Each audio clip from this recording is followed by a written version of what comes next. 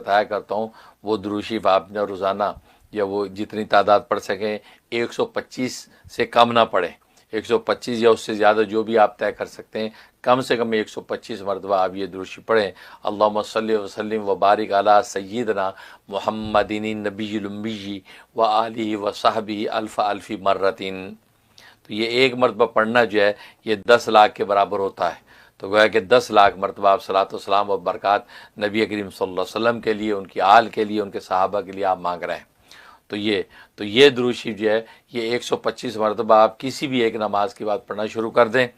اگر اس سے زیادہ کی تعداد کر سکتے ہیں، لیکن آپ طالب علم ہیں، اس طالب علموں کو اپنی مطالعہ اور یہ تکرار سے وقت کم ملتا ہے، لیکن پھر بھی 125 مرتبہ پڑھ کے آپ جو اس میں یہ تصور باندھیں کہ اللہ تبارک و تعالی بزرگان دین اور سرکار دو عالم صلی اللہ علیہ وسلم کی خاص نظر کرم مجھے عطا فرمائے اور اپنے سینے پہ پھونک لیا کریں۔